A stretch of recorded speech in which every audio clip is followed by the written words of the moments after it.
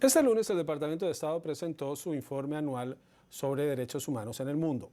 Es una tarea que le impone el Congreso por ley. Todos los años sale el informe, genera controversia, pero ayer se dio una que tiene que ver con Colombia e incluyó una nota de protesta presentada por el gobierno de ese país. ¿Qué fue lo que ocurrió? El informe, que tiene diferentes apartes, incluye uno sobre corrupción en el gobierno. En la parte de corrupción en el gobierno mencionó que el hijo, a quien ven ustedes en la pantalla, y el hermano del presidente Petro estarían bajo investigación por presuntas maniobras que pudiesen haber terminado en financiación irregular de la campaña del presidente Petro. Pues en horas de la tarde, ya entrada la noche en Washington, se conoció una nota de protesta presentada por Estados Unidos. ¿Qué fue lo que ocurrió? Que en la rueda de prensa del Departamento de Estado le preguntaron a Vedant Patel, el portavoz, sobre esta medida, y él dijo que los casos que incluyen en el reporte, si los incluyen es porque son creíbles. Eso llevó a que se interpretara como que Estados Unidos cree que tiene validez el proceso contra el hijo y el hermano del presidente de Colombia. Pero veamos qué dijo el mismo portavoz hoy.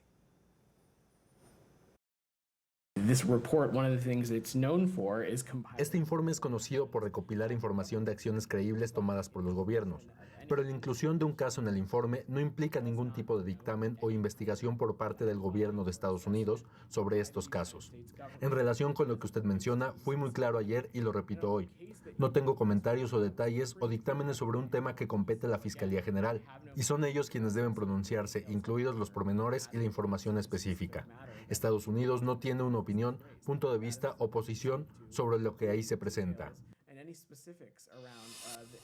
Es decir, la nota de protesta mencionaba las declaraciones del portavoz, pero el portavoz lo que dijo es que si hay menciones dentro del informe es porque o el gobierno de Estados Unidos, sus funcionarios o organizaciones no gubernamentales las consideran creíbles, no porque se haya demostrado responsabilidad.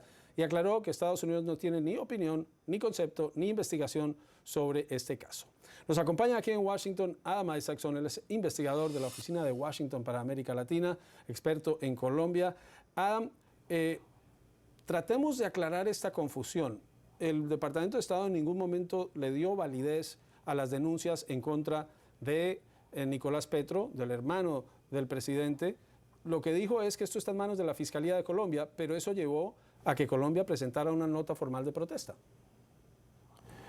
Sí, es así. Es que ese informe anual del Departamento de Estado, por ley, cada informe de país tiene que tener una sección, y es la cuarta sección, que trata de si existían casos importantes de corrupción en el año pasado. Y bueno, hasta en Noruega hay un capítulo sobre corrupción, es bastante cortico, pero existe. En el caso de Colombia hubiera sido probablemente una omisión un poco raro no por lo menos informar sobre algo que ha aparecido tanto en los medios, en los titulares de Colombia en el último año, el hecho de que la Fiscalía está investigando al hermano y al hijo, no a la persona del presidente, pero a sus familiares. Y hubiera sido una omisión un poco extraña si eso no se incluyera. Entonces, bueno, el hecho de que eso resultó ser un asunto de tanta gravedad por el gobierno colombiano indica tal vez la sensibilidad de la relación bilateral en este momento. La sensibilidad y también a veces una falla en la comprensión de lectura y de escuchar a lo que dicen los demás.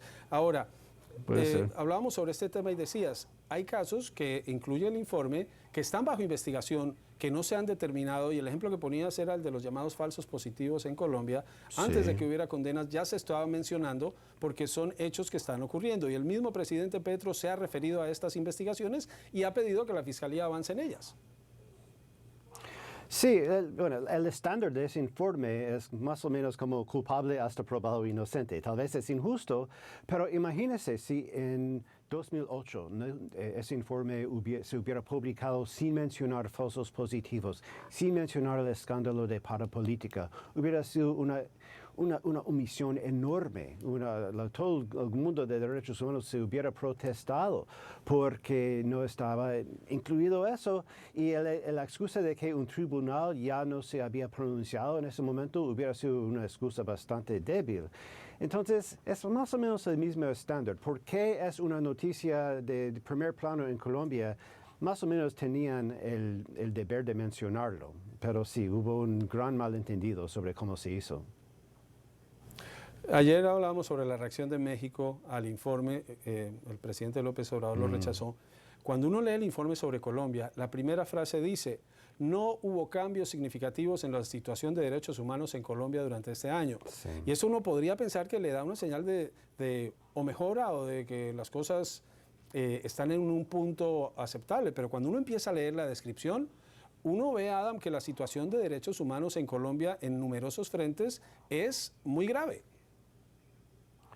Sí, pues el gobierno de Gustavo Petro tiene entre sus oficiales muchos exactivistas de derechos humanos. Nadie cuestiona su compromiso con los derechos humanos realmente, pero lo que sí se cuestiona es su capacidad de gestión. Ha habido una reducción bastante leve, una reducción pero no tan importante en el número de defensores de derechos humanos asesinados en el último año.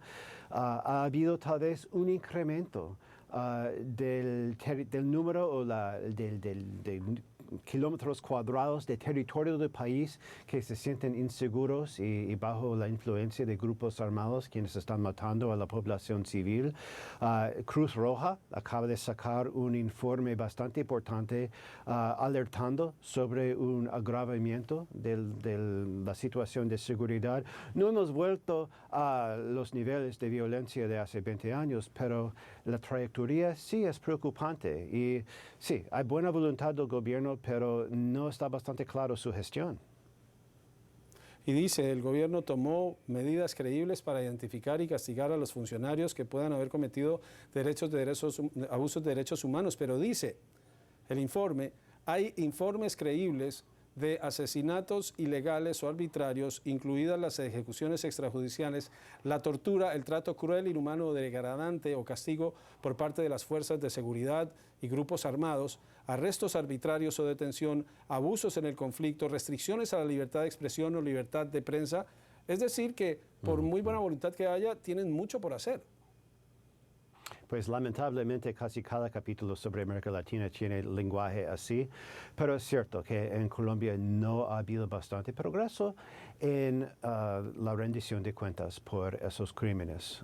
No ha habido veredictos importantes, condenas muy importantes en contra de los autores intelectuales de la vasta mayoría de esos crímenes. Parte de la culpa resta con el exfiscal, quien acaba de terminar su periodo en Colombia, que no fue el más energético en sacar adelante esos casos de derechos humanos. Ya hay nueva fiscal en Colombia desde hace más o menos un mes, pero en el año pasado no se sintió un peso muy grande judicial incrementando la probabilidad de castigo para las violaciones. Se espera que eso cambie ahora, pero sí, el Estado colombiano, el Estado del presidente Petro no ha tenido bastante ni recursos ni mando. No siempre ha estado claro quién es el oficial a cargo de mejorar un problema, y es algo de que se ha quejado tanto Cruz Roja como la misma JEP, el Tribunal Especial de Paz, que dicen que todavía no hay claridad de la estrategia ni la ejecución de la protección de derechos humanos. Adam Isaacson es investigador de WOLA, la Oficina de Washington para América Latina, Organización de Defensa de Derechos Humanos y de Investigación. Gracias, Adam, por ayudarnos a analizar este informe sobre los derechos humanos en Colombia, que generó una nota de protesta del gobierno de Colombia.